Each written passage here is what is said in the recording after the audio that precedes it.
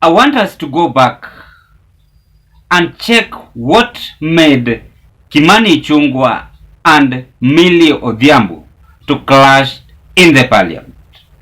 Is it because of political issues, or do they have something secret that they share in common? So that is what we want to analyze at this evening. But before I do that, I request you to watch this channel, likes, comment, and also to share to your friends, relatives, brothers and sisters. And if this may be your first time, I also request you just take a 1 second and click the subscription button and subscribe, likes, view, and also share. In that next time when we upload to you such kind of a video, the video will automatically come to your YouTube platform. To the members, I'm very much grateful, and I'm still pleading with you to carry on with the same spirit by watching this channel and also comment, like where possible.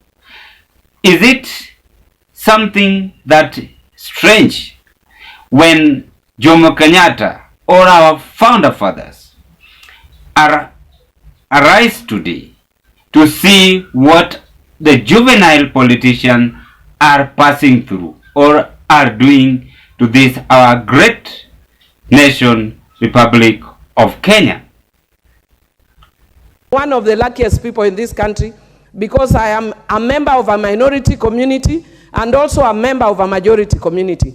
My mother is Luo, my father is Suba, and as a Suba, we are a minority.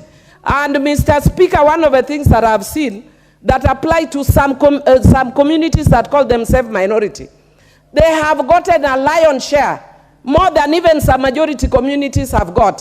And they keep coming here every time and saying, we are minority.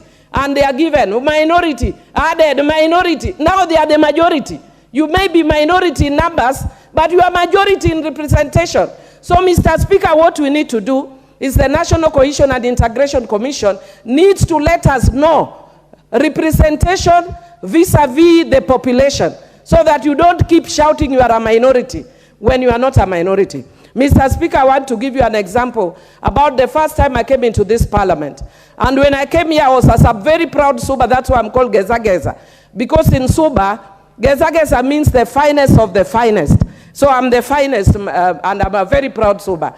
And Mr. Speaker, when I came here, some people had started a propaganda which they were using to target the Prime Minister then, saying that the Prime Minister does not favor Subas. Mr. Speaker, I've heard them saying that again. And I want to repeat what I told them then, that when he was a Prime Minister, the person who was in charge of hiring people in this office and the staff, the Chief of Staff, is one Karoli Omondi, now Member of Parliament. The Assistant Minister in his office was none other than John Badi, a Suba. Those two are Subas. And then there was also Kasuku, who was his economic advisor as Suba. I was nominated as Suba. Mr. Speaker, Silas Jakakimba was the person managing his diary, another Suba. There are so many Subas that have benefited because of that, Mr. Speaker. And Mr. Speaker, I am talking about ethnic balance, which has been mentioned in this report. You're on a point of order. Yeah, what is out of order? Is on fire. We need to cool her down. What he's actually saying is that the former Prime Minister practiced nepotism or tribalism by hiring people. All the people as mentioned are from the same region. And then she will stand here and say that other people have hired people from the same community. But she's indicting the former Prime Minister that in his office, he only put people from Nyanza. Thank you, Mr. Speaker. He has tried, but I would give him 2 out of 10. In his attempt, is not doing very well there. The former Prime Minister, not even former, is a Prime Minister because there's none that has been after him. The Prime Minister is a Luo and also related to the Luyas. He's not a Suba. And therefore, Mr. Speaker, he was not being biased. And you can find somebody like Isaac Mwaura. I was just giving the example of Suba. I can get into Kikuyu as well. I can tell you how many Kikuyus he appointed. I can tell you how many Kalenjins he appointed. I can tell you how many Kambas he appointed. Milli Odhiambo and Kimani Ichungwa. It is all about interest of handshake. That is the theme of Kenya Kwanza. So I think you've seen that video. There is a clash in the parliament between both Azimio and Kenya Kwanza. It's still going on. This is not the first time. But the key point here that I want to analyze between the clash of Kimani Ichungwa and Milli Odhiambo. The truth is that these people, Milli Odhiambo behavior in the parliament is like day and night. Because when you see how she responded to Kimani Ichungwa with a threat of a demand that they want her full loaf of a bread. So Milli Odhiambo, one thing, she has exposed the former Prime Minister terrifying secret plan that these people are interested on having handshake with William Samoei Ruto. But on the other side, we are seeing Kimani Ichungwa defending the government and also saying that there will be no handshake. Not only Kimani Ichungwa, but also other Kenya Kwanza MPs. So that is one key analysis that I'm seeing there. The second one, it is very clear from that video that Kenya Kwanza are not interested at all having handshake with Azimio coalition. So if it is a matter of handshake, let them go back to the demonstration. Then I ask myself, or I'm still asking, do you think Azimio are going to succeed in this dialogue? Remember in the last video I posted 2 days ago, I said the looming falling of dialogue.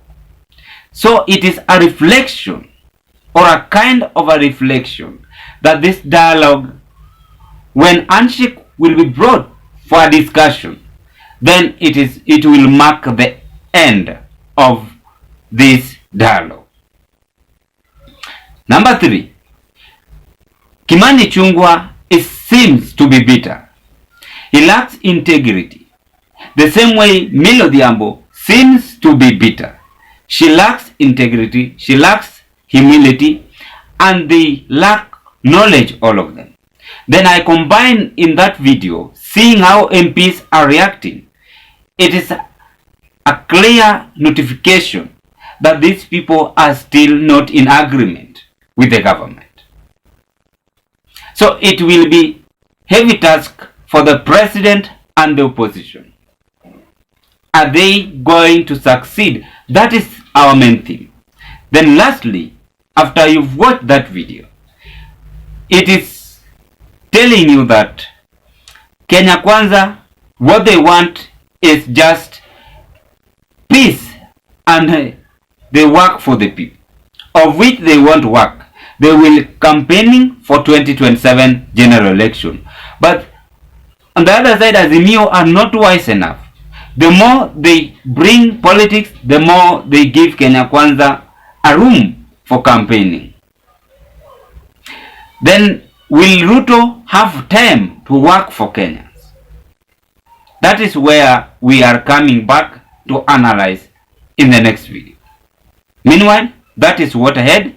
You can as well share your views on that, our analysis of today. May you have a peaceful night, as we hope to meet on another video. Remember to watch, like, subscribe, and also share if possible. That is our request at Zion Kenya TV YouTube channel. Thank you, ladies and gentlemen.